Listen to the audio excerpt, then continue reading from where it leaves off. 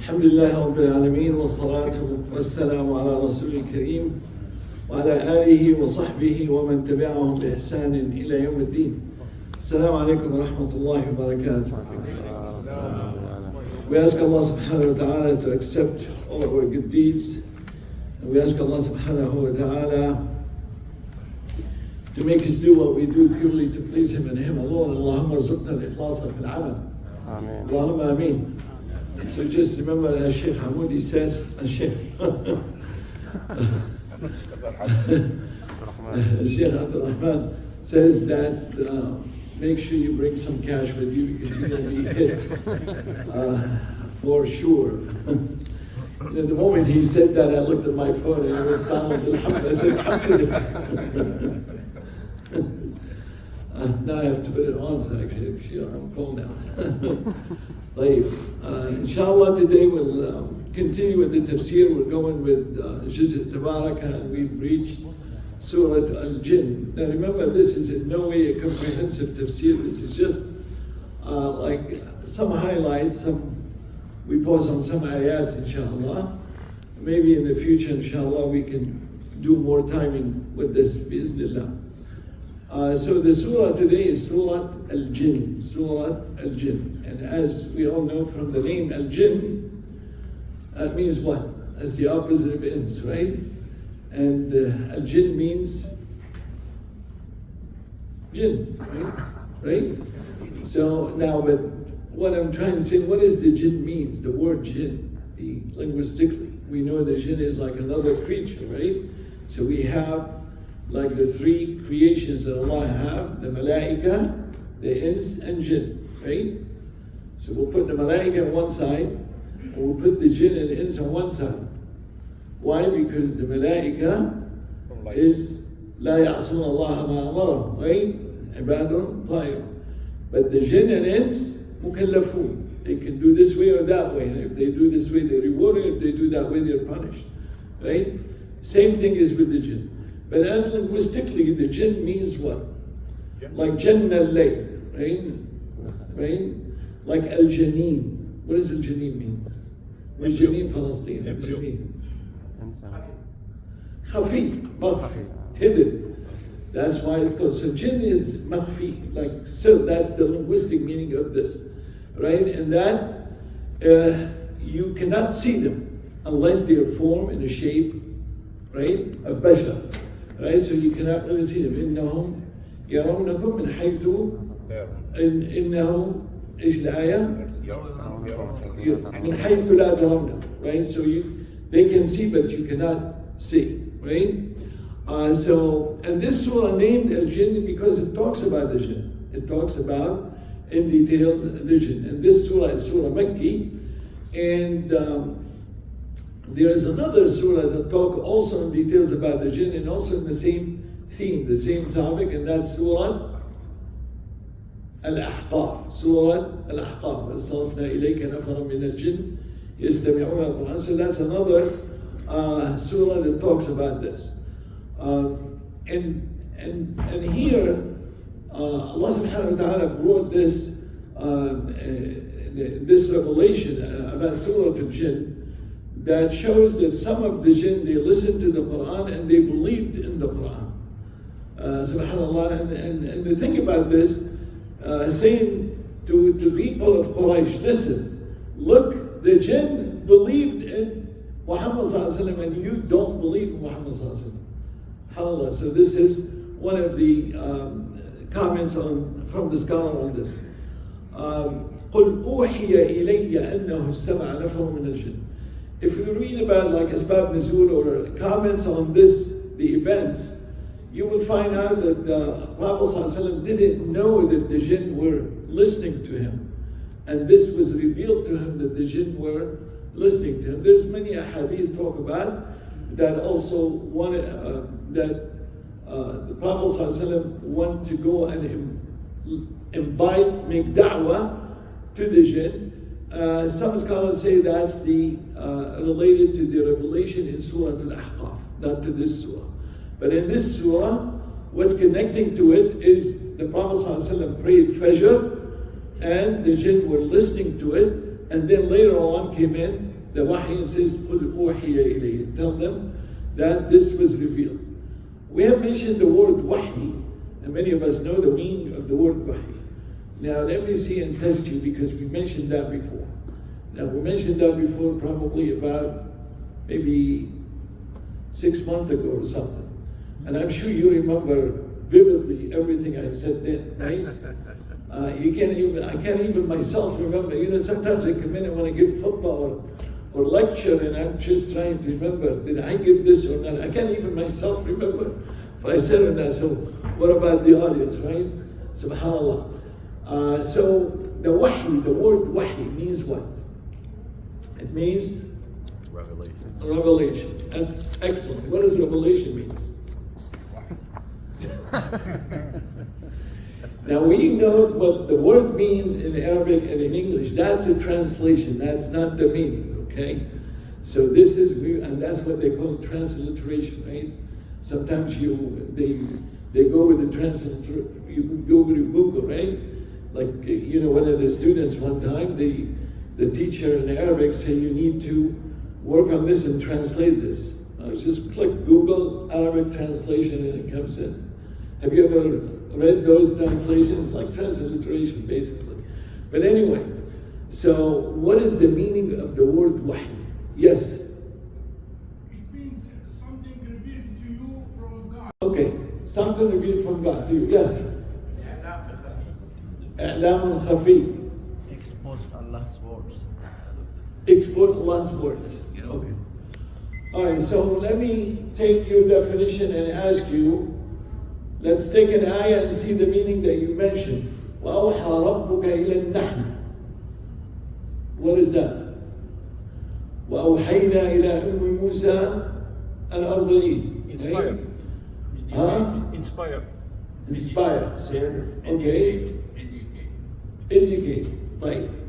How about وَجَعَلْنَا لِكُلِّ نَبِيٍّ عَدُوًّا شَيَاطِينَ الْجِنِّ وَالْإِنسِ يُوحِي بَعْضُهُم شَيَاطِينَ الْإِنسِ وَالْجِنِّ يُوحِي بَعْضُهُم. Use here. Huh? Use here. Use it. Right. So I want you to distinguish through this to figure out the word wahi. The wahi linguistically, remember that.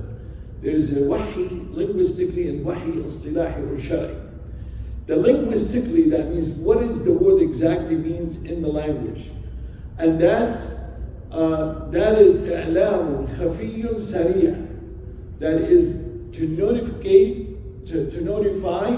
So in other words, a hidden and a swift notification. Right? So that is the wahi. Somebody, like, you know, if there was some information conveyed fast and hidden. Nobody can see that, nobody can hear that. Right? So if we take this to the ayat, those ayat that mention, except the wahi for the anbiya, that is al-wahi al-lughawi. That is, linguistically, that means the meaning is lughawi. It's not shari. It is not revelation to anbiya. So al-wahi al-shari, that is the three things you have to remember. Number one is wahi from Allah subhanahu wa ta'ala, as you mentioned. Number two is conveyed to the messengers, to anbiya. And number three, for a goal, a teaching to be part of the sharia, to be part of the deen. So those three has to be met to call this as a wahi shari. Wahi shari. So if we take the other ayat, like for example, وَأَوْحَيْنَا إِلَىٰ أُمِّ مُوسَى أَنْ أَرْضِعِيهِ. This is like, it's a revelation to Musa, but it's not a legislation. It's not shari. It is not shari. I'm trying to find the English word for it. It's like an intuition. Or like for example, وَأَوْحَى رَبُّكَ إِلَى النَّحْلِ. This is like a natural instinct that Allah subhanahu wa ta'ala put in the nahl, and that becomes like a form of wahi. فَخَرَجَ عَلَى قَوْمِهِ مِنَ الْمِحْرَابِ فَأَوْحَى إِلَيْهِمْ. Right? when the Prophet Zechariah came out, right, from the place where he prayed, and he gave him a sign, a gesture. So this is the wahi that means a gesture here. وَأَنَّ الشَّيَاطِينَ يُوحُونَ إِلَىٰ أَوْلِيَائِهِمْ. Here the wahi, it means whispering. It means whispering in terms of a language. So I want us, inshallah, to remember that there's different forms of wahi, but when we talk about wahi to the Anbiya, we're talking about the wahi shari. I want to mention one more thing that many of us sometimes we read and look at. Have you ever heard of al-kashf? What is kashf? Anybody knows? Exposed. Now, I know that's language again, but have you heard of kashf? Sometimes on the extreme Sufi, that they have this kashf, right? And a kashf that is that Allah revealed to one of their awliya something, right? And then they take that, right? And then they take it as a wahi, and actually some of them to the extreme, we're talking about the extremists, some of them, they think of themselves better than the Anbiya. Why? Because it was directly to them, there's no intermediary, right? There's no one, there's no wasita, right? Oh. And I'm on call, I can't do that. That's during the salah, you said, right? During the salah. No, the khutbah is 20. And from the teacher is 50. Oh my God. Okay. Anyway, inshallah. So when did we start? كشف $10. That distracted me, the $10 right away. That they take it to the extreme. They take the Also the kashf, yes. So they take it and they consider themselves better than the Anbiya because why? It's directly to them, right? But there's no problem that Allah would reveal, and then, you know, like you see something, and if it's khayr, ilhaman min Allah, right? We know that.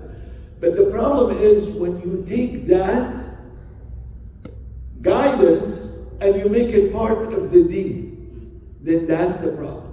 See? When they take this as a part of the deen and they make it part of the deen and they let people follow what they've had the kashf on, that is the problem there. That is not acceptable because you cannot add anything to our deen. The deen is already complete, right? اليوم أكملت وأكملت, right? So the deen is perfect and is complete. We do not need to. This is a sidetrack word. I just want you to remember that the wahi word, wahi could have a lot of meanings, but here we're talking about that Allah subhanahu wa ta'ala revealed to Muhammad sallallahu alaihi wasallam that there are nafar min al-jinn. Nafar, how many people nafar? 3, 4, 5, 6, 7, 8, 9, 10, 11, 12. Huh? Some, how much is the sum? 20. Up to what? 9. That's Buddha. Buddha is Sineen, 3 to 9. That's Buddha. Right. I don't know the specified exact number. This is the smartest answer. MashaAllah. What did it say? I bet you he is unspecified number. So I bet you get away with anything with comments. It's like one size fits all. So the scholar says up to 10, and sometimes can be more than 10 tajawuzan. In other words, jam'u qilla. That is it's not like plenty. It's like he said, some gathering. So استمع نفر من الجن فقالوا إنا سمعنا قرآنا عجبا يهدي إلى الرشد فآمنا به ولن نشرك بربنا أحدا. You know, it's interesting about this ayah itself. They said, the scholar says this has actually the ayah after that وأنه تعالى جد ربنا ما اتخذ صاحبة ولا ولدا. It's The jinn saying that we have listened to the Quran that guide us to what is right, al-rushd, to what is good and righteous. فَآمَنَّا بِهِ, and we believed in it, and we do not have shirk in our Lord, right? And then وَأَنَّهُ تَعَالَى جَدُّ رَبِّنَا مَا اتَّخَذَ صَاحِبَةً وَلَا وَلَدًا. تَعَالَى جَدُّ رَبِّنَا. What does جَدُّ means? صعب شوي. Huh? صعب شوي. صعب. Of course, that's what I'm asking. So, like, okay, so I wanted to, many of us use that word and sometimes we don't know the meaning of it. So let's start with this, تعالى جد ربنا, this is one. I'm going to ask you, وتبارك اسمك وتعالى جدك. You see, you hear that in the dua, right? How about ولا ينفع ذا الجد منك الجد, right? I have to take this call. I'm on call in the hospital. I do apologize. Did you shut it off? Actually, I should have. Jazakallah. I don't want to get sued for violation of HIPAA rules, right? Okay, so لا ينفع ذا الجد منك الجد. طيب. So yes. نصيب. So first of all, تعالى جد ربنا. جد هنا بمعنى العظمة. تعالت عظمة ربنا. This is like تنزه الله سبحانه وتعالى بعظمته, right? So that's one. ولا ينفع ذا الجد منك الجد. هنا الجد بمعنى الغنى.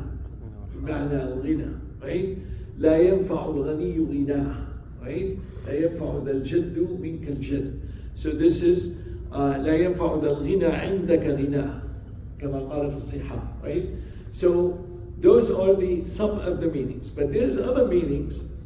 If you make dhamma to the word jadd or jadda, judda, like if you take والجمع judad, you've heard that in the Quran. Allah subhanahu wa ta'ala وَمِنَ الْجِبَالِ جُدَدٌ, right? So جُدَدٌ جمع جُدَّة. والجُدَّة here means different routes, طريق, right? And also it's said جُدَّة, it's على ساحل البحر, like the shores. That's the shores you call Judda. That's that road that on the beach. Corniche. Is a Corniche. So that called Judda, right? And that's what they say the city Jeddah is from, because it's on the beach. You see those, like you know, the source of the language, and you go all the way back. So this is among the meaning of the word, and also al-jadd, it means the work hard. Work hard, like for example, man jadda wajad, right? So this is man jadda, means work hard and make ijtihad and all this. So it also means al-'azama wal-jalal. Yes, تعالى جد, it means التعظيم والعظمة. نعم. تعالى جد ربنا ما اتخذ صاحبة وأنه كان يقول سفيهنا, that our سفيه. What is safih? What is they referring to? Impolite. Yeah. Right, safih is impolite, but here in the ayah, this is the jinn. The jinn talking about their safih. Iblis. That's safih here referring to Iblis. And who is Iblis? One of them. One of them. That is the worst of the shayateen. Actually, there's some scholars, they say Abu Shayateen. Abu al-Shayateen is like Adam, Abu al-Ins, right? And Iblis, Abu al-Shayateen is like the worst. Safihuna ala Allahi shatata. That's our safih is saying, like Iblis saying about Allah, what? Shatat. What is shatat? Further away from يشط عن الحق, further away from the truth, further away from the truth. وأنا ظننا here أيقنا. Remember we talked about the word ظننا, that means to be certain. أن لن تقول الإنس والجن على الله كذبا. It's even those jinn who believe in Allah subhanahu wa ta'ala says, we could never imagine that they will say something about Allah, like he is a sahibatan ta'ala Allah and that, right? وأنه كان رجال من الإنس يعوذون برجال من الجن فزادوهم رهقا. Now, it used to be in the time of Jahiliyyah, the people when they go to a valley or they go into anything, they seek refuge in shayateen from harm. Subhanallah. And when the shayateen see that, they kind of like laugh at them and mock at them and they play with them. Right? They even, scare them and all this. Subhanallah. وَأَنَّ كَانَ رِجَالٌ مِنَ الْإِنسِ يَعُوذُونَ فَزَادُوهُمْ رَهَقًا. They made it even worse to them. That means, وأنهم ظنوا كما ظننتم أن لن يبعث الله أحدا وأنا لمسنا السماء. So here is comparing the disbelievers of the jinn. Remember we said the jinn, they are Muslims and they are وأنا منا المسلمون ومنا قاسطون. What is قاسطون? مقسطون, right? Is that the meaning of قاسطون? مقسطون, right? You agree? Of course not, right? The muqsit is al-adl, and the qasit is the kuffar. The qasit is the kuffar. So remember, those are two words very close to each other, right? Qasata means adl, right? What is the difference between adl and qist? إن الله يأمر بالعدل والإحسان, right? وأمرت لأعدل بينكم, right? But then وأقسطوا. What is the difference between the two? Establish. They both are adl, right? They both are justice, right? But what is the difference? Adl is the idea, the concept of justice. Qist, it means the action to establish, to demonstrate that justice. So that's the difference between the two. So we go back here, so they are kuffar of the jinn, and they are Muslims of the jinn. Now, what happened before Muhammad sallallahu the jinn used to have a freedom to go wherever they want in the skies and listen to the news and bring them down and so forth. But then when Muhammad sallallahu came in, Allah subhanahu wa ta'ala put this haras and shuhub, right? Guards, and shuhub means like arrows to kill those jinn, whoever yastariq as-sam', whoever want to steal the information, right? So this ayah talk about that. وَأَنَّا لَمَسْنَا السَّمَاءَ فَوَجَدْنَاهَا مُلِئًا حَرَسًا شَدِيدًا وَشُهُبًا. The jinn went out to the skies and they found something different. You see guards, you see all this. Well, there's something. So they came down and talked to them, and this is mentioned in Bukhari and Muslim, the hadith. There's something serious going on. Let's go and find out. And then when they spread and found out, and then they found Muhammad sallallahu reciting the Quran, they said that is the reason. That is the reason. That's what they narrated in the hadith. وَأَنَّا كُنَّا نَقْعُدُ مِنْهَا مَقَاعِدَ لِلسَّمْعِ. We used to sit and listen. فَمَنْ يَسْتَمِعِ الْآنَ يَجِدْ لَهُ شِهَابًا رَصَدًا. Whoever now listens, it's no longer the same. It's gone, right? Excuse me, but when we were kids, we used to, when we see a shihab, we say, Shaitan اتحرق. This is subhanAllah, this is from this, mashallah. SubhanAllah. That's when now they're adults and they don't even know it. That's with the exposure to things, it becomes familiar with it. And this familiarity, unfortunately, in our back homes, and if you don't have that familiarity with the Quran from young age, it is so hard to implement this or to start or practice this in a later age. SubhanAllah, how beautiful it is when you see a young kid, you say, Ya Allah. I mean, they already know, SubhanAllah, with the fitrah and all this, and you have them exposed to the Quran and memorize the Quran. That's why they say, you should not start memorizing until you realize and understand. No, ya akhi, memorize, and inshallah the understanding is coming. And there's barakah. Allah subhanahu wa ta'ala put barakah in memorizing, put barakah in reciting.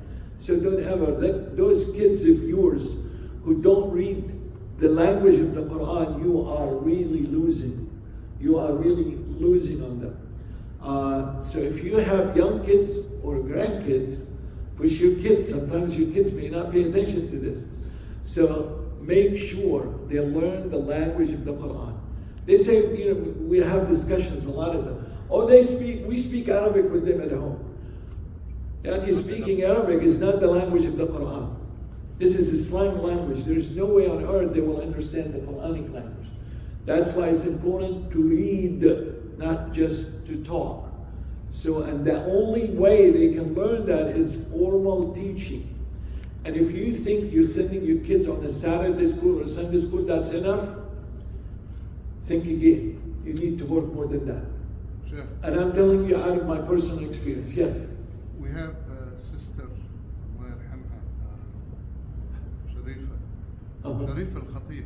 No. She worked 10 years in Fairfax County Yes. to implement that if 5 students request to learn the Arabic language instead of the French or Spanish or something. they are to get it. But our families not all. It's still not implemented. May Allah subhanahu wa ta'ala, it's wonderful to have it in the school, but also the school is at home. It's not outside. The school starts at home. And whatever you think they're learning enough in the outside, no. My kids, they probably tell you, when they grow up, they tell their kids now. They used to have 2 homeworks, school homework and dad's homework. That's at least 2-3 hours a day. And if you don't have that, you're losing on them. So do your best and make sure, and inshallah, Allah subhanahu wa ta'ala will reward you. Every word they learn, it's coming back to you, inshallah. So may Allah subhanahu wa ta'ala guide us to what is best. Allahumma ameen. And don't give up. Let me just tell you one thing. You may give up on this. Don't ever give up. We spend left and right. Even if you hire a private teacher, if you can afford it, or there are some volunteer teachers, you can have 4 or 5 families do it, or you can bring them to the school here. And there are some Islamic schools now, inshallah, you can put them on. And let me make another comment. Many of us, when we talk about Islamic school, they say, oh, their level of education in math and physics and all this it's not that important. You can make this up later on. Okay? But what you're lacking is the Islamic teaching, the Islamic studies, and the language. That's what you're focusing on. That's what you want to have. The math comes, the physics comes, everything else comes from anywhere. But what you have, that language and Islamic teaching and education, that's the only way you can get it. And that's during this time, until they're 18, right? After that, they're going to tell you goodbye, right? You have no control. I mean, they're on their own. But you have built them up. You have that foundation, and make sure you have that foundation. May Allah subhanahu wa ta'ala give us the best. Yes? If people can make it, the advice would be to take them back home every summer as much as you can. That would help a lot. That absolutely, summer is fine, inshallah. But you got to make sure when you go back home, it's not like to sit and play with other kids, and you have to put them in formal teaching. No. You really have to put them in formal teaching, either school, like summer school or something of that nature. If that's feasible, I mean, it's not a must, it helps. And also, make a daily program, at least 30 minutes, 15 minutes. And alhamdulillah, there's online classes now that you can really benefit from. There's several programs. If you want, I can give you the names. I don't want to make any commercials, but I can give you some names. Yes. In Washington, D.C., there is a museum called Qaboos Museum from Oman. Yes. Whoever goes there and takes their children there, they are willing to take your child for 3 months in summer and teach them the Arabic language in Oman, and they can visit and see Oman. All paid by the Omani government. Oh, That's wonderful. They can one pay is for the they parents should, too. go back in years, yes, they'll do it. Wallahi, Akhi, it's wonderful. Wallahi, I wish they spend, may Allah subhanahu wa ta'ala reward them if they have that. That is wonderful. Maybe they can, if you have any young kids and you want to do that, you're willing, just ask the Sheikh, inshallah, give you directions, inshallah. That's wonderful. There are some resources, you just need to search for them and tap and see what is best, inshallah. And I talk to those who got newlywed, right? They have kids, young kids, that's the time. Go for it. May Allah subhanahu wa ta'ala bless your families. one thing. Yes. how come that we want to teach our children the Arabic language and we cannot read Quran even if the language is ours? Well, How we have a come- lot of shortcomings, all of us, it looks like this. Yes, of course. Now, This- where does it start? Shall I start with, I have to start by myself. I have to read it correctly so that I understand what's there. What stops you from doing that? You can both learn at the same time. It's wonderful. But this is the major issue. Once we put the weight on the major issue, it will go automatically the other one. But not the kids and I cannot read the Quran or read it. You know, that goes, I agree with you 100%. That goes in everything. I mean, sometimes you see a father telling his kids to go and pray and he doesn't pray. I mean, that doesn't work. You are the example for your kids. And I really, when I want to teach my kid, before I teach him, I want to make sure I know what I'm talking about so I can teach him the best way I can. And I did this with my kids when she was in math till she reached sixth grade, and then I figured it out. I could not really learn it myself anymore. I said, Dad, that's my level. You're on your own. I can get you a teacher if you want to. I can't really understand it myself to be able to teach it to you. So, yes, you have to know what you're teaching. You have to educate ourselves first and make sure that we really master this before we do that. And if not, seek help. We both can go and learn together. It's nothing wrong It's with that. available everywhere. Yeah, inshallah. Are we having time still? Or 20 minutes. 20 minutes more? Okay. Yeah. Allah يخليك. Just to follow up on the advice for parents who have young kids and Uh-huh. the need to teach them Arabic Yes. at the beginning. And you know, I may be wrong, but I believe the majority of the Muslim parents, at least in our community, have children that did not learn Arabic. You know, some of us, Allah knows, we tried our best. And our kids are now grown up teenagers and they don't know enough Arabic. They cannot read the Quran. What is the advice of our leadership, our Muslim leadership? Very, very good question. You know, it's a collective What was effort. the question, ya Sheikh? So the question, I'm very good. the question is the realities now. The kids, most of our kids, they really don't know how to read and how, you know, their Arabic language level is not as good. And even if you see some, there's going to be few, not the majority of them. And that is a painful reality, yes. And the question is, how about our leaders, the leadership here? Are they doing something about it? What are the efforts? Remember, this is a very, this is actually, we should have always gathering to find solutions for this. But in short, it's to educate children, it's a collective effort. Starts with the family, and it extends to the surroundings, and that is masajid and schools. There are some families now, you know about many in this country, they're doing homeschooling, right? How can they do homeschooling?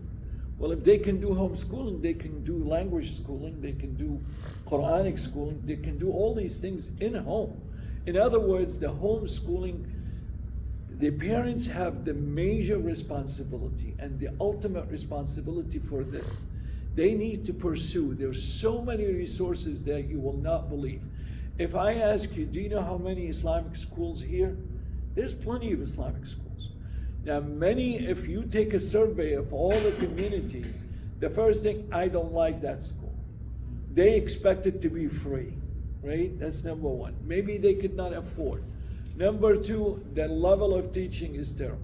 The quality of teacher is this and that and all this. You come up with so many criticism, right? Well, it's wonderful. If that's the case, let's work on improving that, right?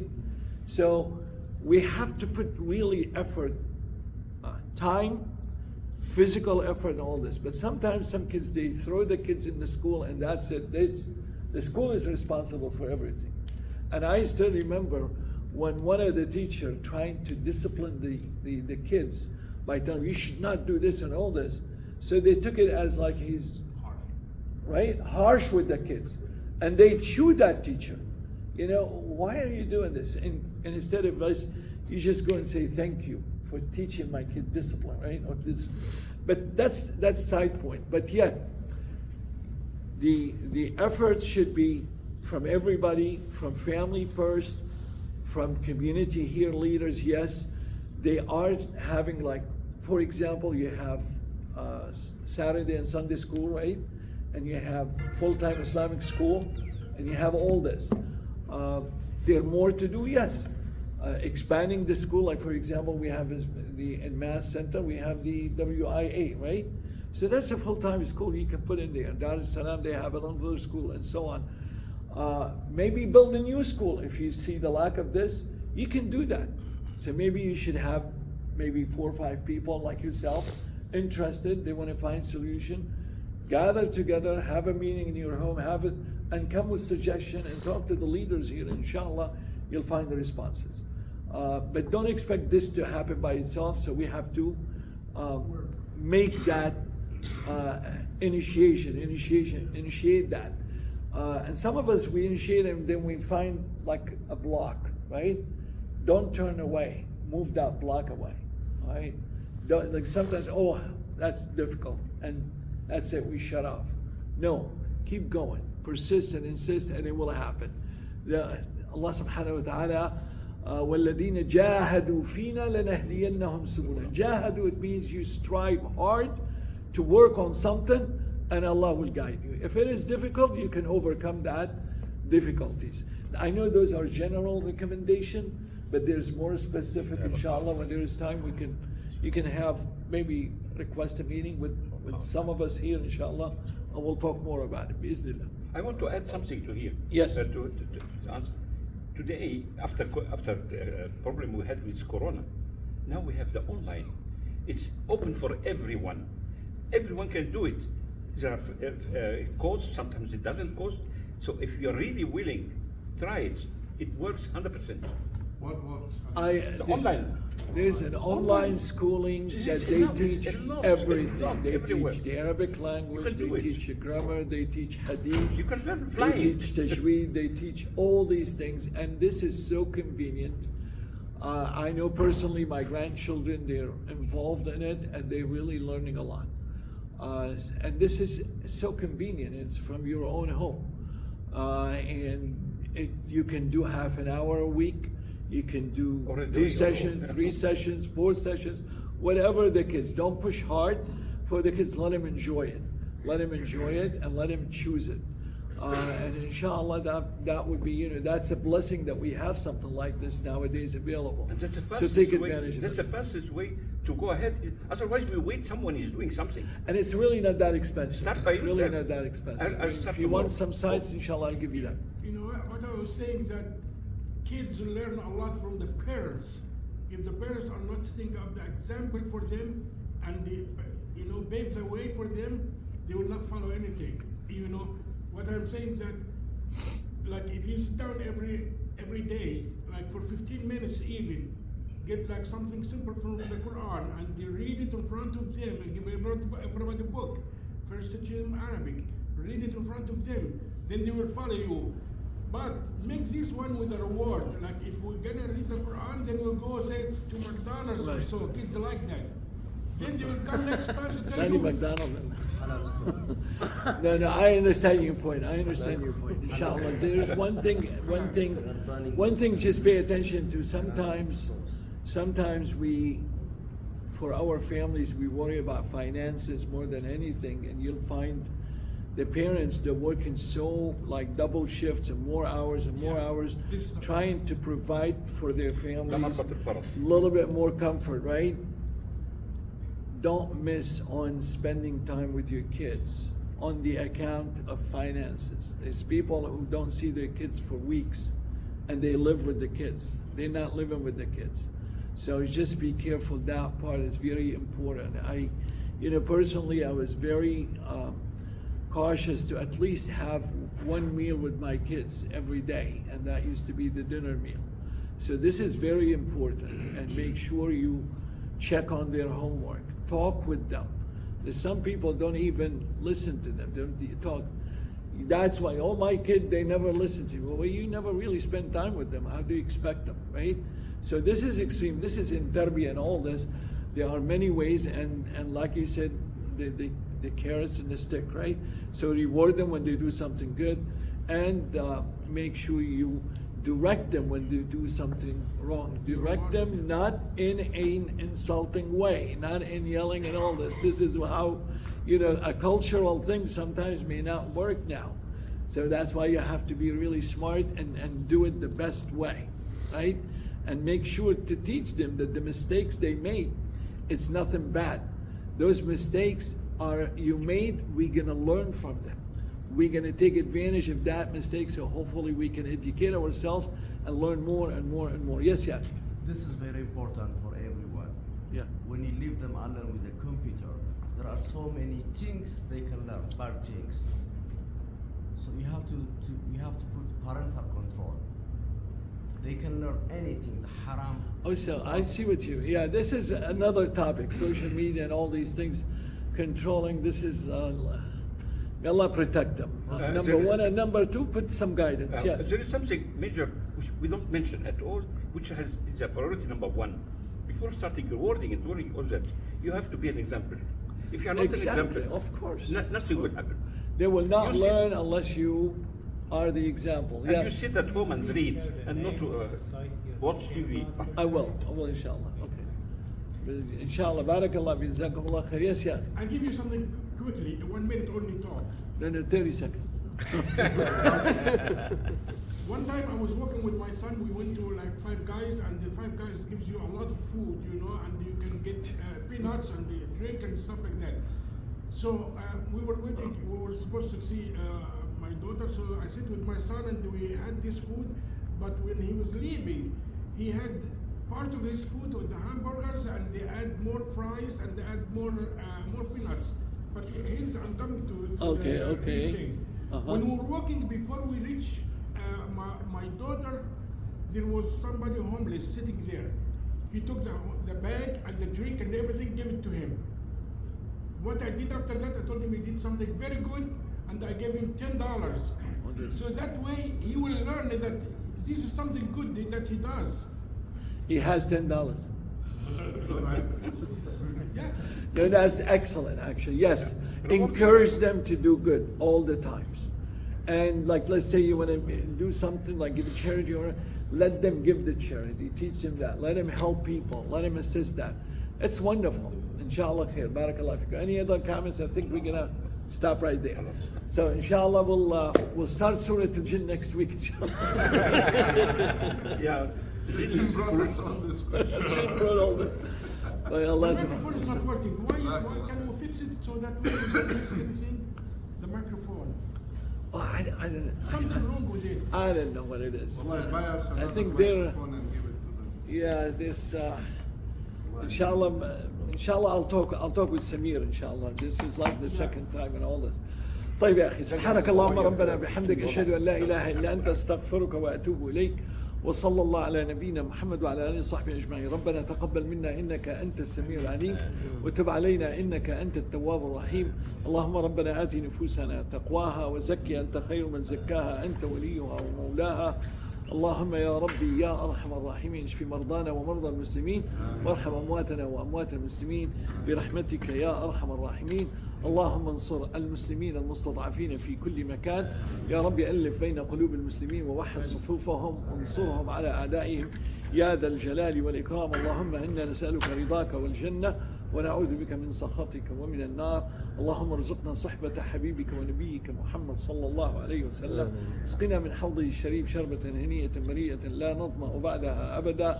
اللهم إنا نسألك العلا من الجنة برحمتك يا أرحم الراحمين. بارك الله فيكم جزاكم الله خيرا.